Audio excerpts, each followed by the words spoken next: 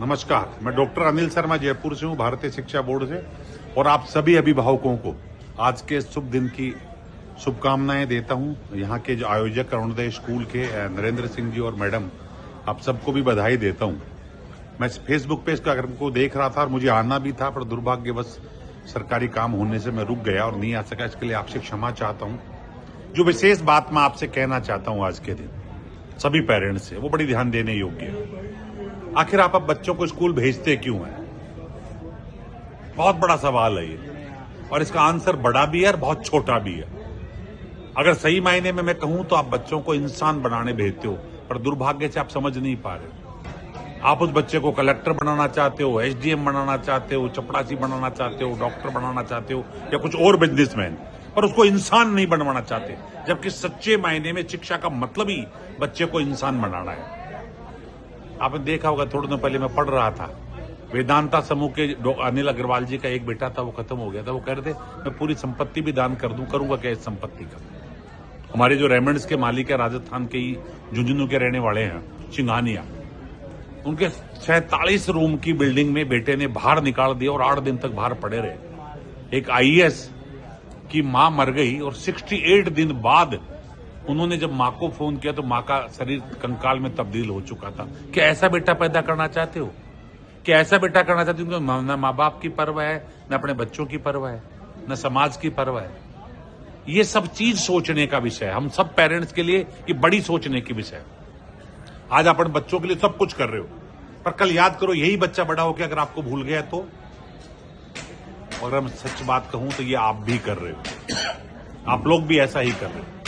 ये एक ज्वलंत समस्या है जिस पे पूरे देश का ध्यान गया कि आखिर हम जा कहां रहे हैं। हम रिश्तों को खत्म कर चुके, हम समाज को खत्म कर चुके, हमारे में मानवता खत्म हो चुकी, चरित्र खत्म हो चुका। इसी बात को ध्यान रख के नई शिक्षा नीति के तहत भारत सरकार ने एक बोर्ड का गठन किया जो भारतीय ज्ञान परंपरा के साथ विश्व की दक्षता को लेता है। दक्षता वैश्विक हो, अर्थात बच्चा विश्व में कहीं भी जाए तो टॉप रहे, लेकिन उसमें ज्ञान परंपरा भारतीय हो। इसको लेकर भारतीय शिक्षा बोर्ड की स्थापना की और मैं आप सबको बधाई देना चाहूंगा। आप सब खड़े होकर इस बात पे ताली बजा सकते हैं कि अरुणोदय स्कूल ने उस भारतीय शिक्षा बोर्ड को अपनाया है। मैं दावे के साथ कह सकता हूं कि आगामी 10 साल बाद जब ये बच्चा निकल कर जाएगा धीरे धीरे करके पहली क्लास से, बाकी बच्चों में भी अंतर आएगा लेकिन थोड़ा कम आएगा, लेकिन जब पहली क्लास का बच्चा 10th पास करके 12th पास करके जाएगा तो दावे के साथ कहता हूं ना बेरोजगार रहेगा और नहीं समाज के लिए हानिकारक। वो कितना कमाएगा मैं ये नहीं कह सकता, लेकिन जितना भी कमाएगा अपने माँ बाप के साथ, परिवार के साथ, समाज के साथ और देश के साथ बैठकर बांटेगा। यही अरुणोदय स्कूल और एक शिक्षा की कल्पना होती है। मैं धन्यवाद दूंगा नरेंद्र सर को, मैडम तोमर मैडम को, कि आप सबने मिलकर भारतीय शिक्षा बोर्ड को चुना। क्योंकि आज बच्चों के साथ आनंद लेने का समय है, इसलिए मैं आपका कम समय लूंगा, पर फिर भी इतना कहूंगा, जब कभी मौका मिले तो 3-4 चीजों को जरूर ध्यान रखें। प्रत्येक पेरेंट 3-4 चीजों पर ध्यान रखे, खुद भी सीखे, बच्चों से भी। आप शाम को बच्चे के साथ गले मिलके बात करो, अंक कितने आए इससे कोई फर्क नहीं पड़ता, पर गले मिलके बात करो रोज बच्चों से, पूछताछ मत करो। आप सोच रहे हो कि बात तो रोज करता हूं, तूने होमवर्क किया कि नहीं किया, तूने खाना खाया कि नहीं खाया, ये तो पूछताछ है, बातचीत नहीं है। बातचीत तो गले लगाकर उससे पूछो तेरे दोस्त कितने हैं, तू क्या करता है, तुझे अच्छा लगता है कि नहीं लगता है, कोई परेशानी तो नहीं है। ये सब बातचीत है। ये बात करें बढ़ते बच्चे से प्रतिदिन, पहला काम। दूसरा, उससे पूछो आज तूने नया क्या किया, आज तूने नया क्या सीखा। रोज एक चीज, नया क्या सीखा, तूने अच्छा क्या किया।